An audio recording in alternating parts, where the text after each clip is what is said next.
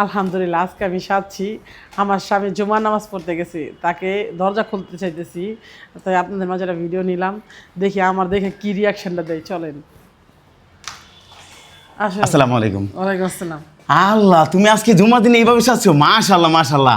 কেমন লাগলো তোমার? আমার অনেক ভালো লাগছে জানো গাইস। দেখেন আজকে আমার বউ, আমি জুমা নামাজে গেছি, ও এইভাবে তুমি এইভাবে সাজছো কেন? নামাজ পড়ছো? আমার মনে হইলো যে আমি একটা শাহিনকে সারপ্রাইজ দিই, তার জন্যই সাজছিলাম। কি কারণে আমার বিয়ের সময় সাজা হয় নাই, আর আজকে আমি সাজলাম। তো কেমন লাগতেছে তোমার? আশা, আমার অনেক ভালো লাগছে। দেখেন আমি জুমা নামাজ পড়ে আইছি, আমার বউটা যে এইভাবে সাজবে, তোমাকে তো চিনাই যেতেছে না আশা। যাই হোক, আপনারা জানাবেন আমার কেমন লাগতেছে।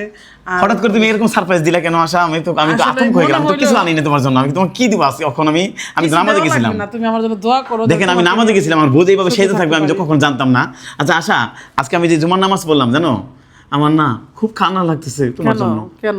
কি কারণে? আমি কি আসলে কি তোমার যোগ্য? কত? আসলে এটা তো আল্লাহ তাআলার ইচ্ছাতে তোমার সাথে আমার জুটি মিলাইছিল দেখে মালিকে আমাদের একসাথে করছে, তাই না? কারণ মানুষ যে খারাপ কথা কয়, মানুষ যে আরে কয় মানুষ চাকর কি আমারে। আছে? মানুষের সাথে কি তুমি, মানুষ কোনোদিন কারো পরিবর্তন আনতে পারে যদি মালিকে না চায়? আপনারাই বলেন। মানুষ তো মানুষের গোসিপ করাটাই হলো তাদের পেশা। আর হলো আল্লাহ তাআলা চাইছে দেখে আমি ওকে পাইছি, শাহিনকে পাইছি। আর আপনারা না জেনে উল্টাপাল্টা কথা বলবেন না। আমি চাই শাহিনকে নিয়ে সুখে থাকতে। তো আপনারা অবশ্যই আমাদের ভিডিওগুলা অবশ্যই এনজয় করবেন। আর শাহিন, আচ্ছা। আমি আজকে সাথে তুমি তো রাগ করো না? আমি তোমাকে দেখে সুবহানাল্লাহ হামদি সুবহানাল্লাহ আজিম, আল্লাহ তাআলা বলছে সৌন্দর্যকে সবসময় সুবহানাল্লাহ বলতে হয়। এজন্য দেখেন আমি ওকে দেখে কি বলবো, আমার ভাষা নাই।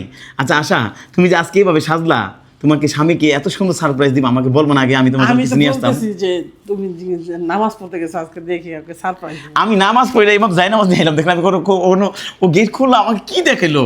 আমি দেখি আমি আসলে আশ্চর্য হয়ে গেলাম। এই পরিবার মানে এরকম নারী আল্লাহ তাআলা যিনি মানুষ প্রত্যেকটা ঘরে আমাদেরকে দেয়। এইভাবে মেনে নিবে শাহিন। ইনশাআল্লাহ তোমাকে মেনে নিব। আর ভাই আপনারা একটা কথা মানবেন, আমি একজন হাফেজের মাকে বিয়ে করছি, ও 2 সন্তান নিয়ে বিয়ে করছি, তাতে আমার কোনো আপত্তি নাই। আমার এটাই কষ্ট, আপনারা কেন আপনি আমার বউকে খারাপ মন্তব্য করেন? আমার বউ হয়তো সে ধনী ফ্যামিলি মানুষ, ঠিক আছে, আমাকে সে মেনে নিছে। হয়তো তার বাবা মা না মানুক না মানুক, সে তো আমাকে মেনে নিছে। আচ্ছা, তুমি যে তোমার চাকরকে তোমার স্বামী বলে ডাকো, তোমার খারাপ লাগে? না না, আমার কাছে কোনো খারাপ লাগে না। অবশ্যই আপনাদের কাছেও খারাপ লাগার দরকার নাই।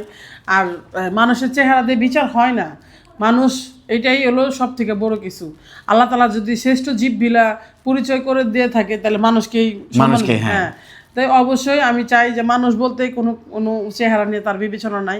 সে একটা মানুষ, আল্লাহ তাআলা তাকে সৃষ্টি করছে। আমি তবুও এই জুমার দিন দোয়া করি, আল্লাহ আপনি আমার বউকে আরো দীর্ঘজীবী করেন।